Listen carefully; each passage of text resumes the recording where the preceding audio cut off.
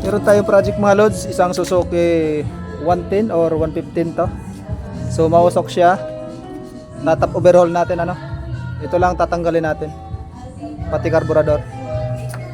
Okay mga lods, tanggalin muna natin.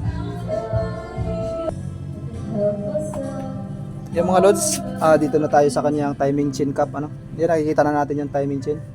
So bubuksan na natin. Ta-timing muna natin or pwede ring hindi muna natin ta-timing. Mamaya na pagbalik.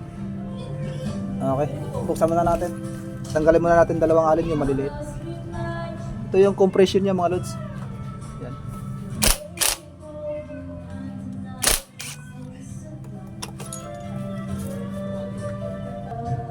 After mga lods, matanggal natin dito. Ito na ang 4 na bolt. Yan. Tapos dito dalawa. Mahugot na natin yung kanyang head. Okay mga lods, tanggalin muna natin.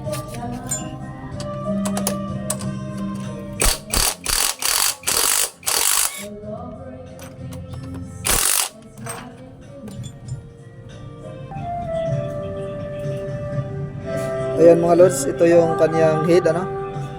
Ayan, sobrang head, sobrang itim na yung kanyang combustion chamber. Ito, intake at saka exhaust. Ayan, yung timing cam lobe nya. Tapos ito yung kanyang block mga lods. Titignan natin yan mamaya kung may gas-gas na yan. Ayan, tinanggal ko na. Uhugutin na lang ito mga lods. Ayan, nahugot na. Ayan. Para makita natin kung ano talagang diferensya, bakit siya umuusok ano. Ayan mga lods, saglit na mga lods ha. Tatakin ko lang. Ayan mga lods, ito yung kanyang block ano. Yung block, titignan natin mga lods, medyo may gas-gas siya ng konti. Ayan, balik natin. May gas-gas siya, pero pag kinapa mo mga lods, walang gas-gas yan. Ibig sabihin good pa yung block mo. Tsaka ito yung piston ring mga lods, sinukat ko na. Ayan. So goods na goods pa yung piston ring natin mga lods. Hindi pa naman masyadong malaki. Ayan, makikita natin dyan na. Maliit, napakalit pa yung gap niyan. Pag malaki na yan, automatic, tatagos na dyan yung langis. Pero napansin ko kanina mga lods, tumagos yung mga langis. Ibig sabihin, may imbalance dito sa pagkabit ng piston ring. Ayusin natin yung mga lods, tapos bibili tayo ng eto, dowel pin, kasi kulang ng isa.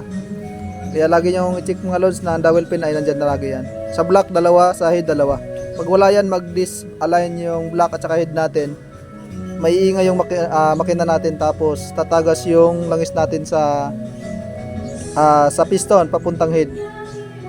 Kaya ang mangyayari, ganito mga lods, kapag nagkataon, nawawala kayong dowel pin. Kasi ang dowel pin ay napaka-importanting support yan sa makina natin. Lalo na sa block at saka sa head. So, bibili muna tayo mga lods.